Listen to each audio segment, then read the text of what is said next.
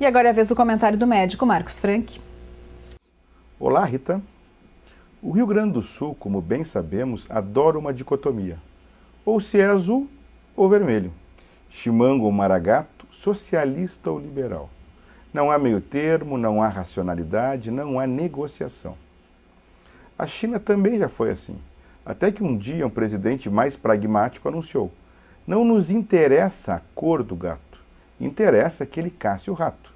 E desde então, a China não para de crescer. No Rio Grande ainda não apareceu o governante que dirá assim: não interessa se a empresa é pública ou privada, interessa que ela cumpra o seu papel.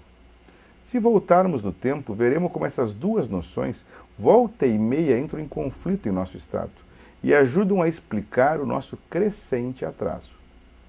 Em 1988, durante a campanha para a Prefeitura de Porto Alegre, Olívio Dutra avisava que se ganhasse, interviria nas empresas de ônibus. Era um tempo de inflação galopante e o poder concedente, a Prefeitura, não exercia corretamente seu poder fiscalizatório. Olívio ganhou a eleição, interviu nas empresas em fevereiro, em março cedeu um reajuste de 40% e meses depois começou a devolver às empresas.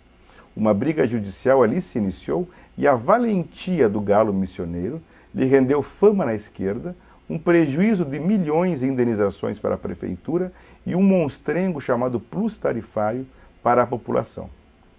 5 anos depois, eu era um jovem médico residente morando no bairro Cidade Baixa, em Porto Alegre. Era impossível, na época, comprar um telefone. Alugar era quase tão caro quanto o aluguel de um apartamento. Telefonia, na época, era um luxo para poucos e havia apenas uma empresa estatal que concentrava os serviços, a CRT. A solução para o sem telefone era usar um bip, um aparelho do tamanho de um celular que se levava de um lado para o outro e, quando disparava, significava duas coisas: pane ou alguém queria falar com você. Após o disparo do bip, numa madrugada, por exemplo, eu tinha que descer os 5 andares até o térreo, caminhar 2 quadras até o orelhão mais próximo, torcendo que ele não estivesse quebrado ou depredado, e ligar para a central que repassava o recado. Parece inacreditável com a tecnologia atual, mas se passaram apenas 20 anos entre o fato narrado e os dias de hoje. Pois veio o governo Brito com as privatizações das telecomunicações, da energia e das estradas, através da cobrança de pedágios. Os serviços melhoraram e telefonia hoje é tão comum quanto respirar, mas as suspeitas de negociata foram exaustivamente exploradas por seus adversários políticos.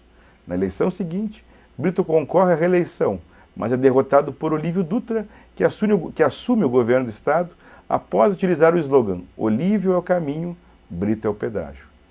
Ao fim, as privatizações, especialmente os pedágios, marcaram a morte política de Brito.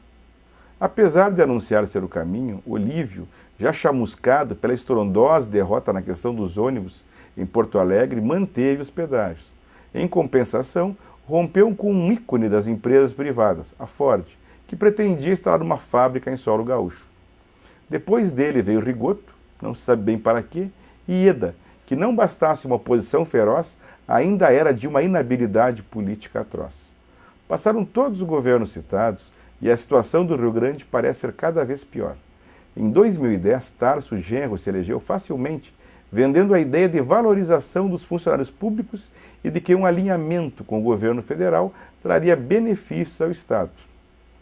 Mas, tal qual tosquia de porco, o que se viu até agora foi muito grito e pouca lã, sendo a medida mais controversa até o momento a estatização dos polos de pedágio e extinção de outros.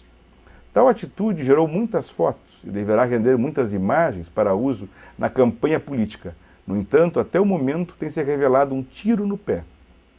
Afinal, desde que o governo do Estado assumiu as estradas gaúchas, o que se viu foi a deterioração rápida e progressiva das estradas, tudo isso sob o olhar complacente da EGR e o silêncio do governador que criou o tal monstrengo. Tão ruim é o estado das estradas, tão grandes são os buracos, que já tem gente sonhando com o retorno da famigerada Sulvias. Será que o gato gaúcho nunca vai caçar o rato? Obrigado, Rita.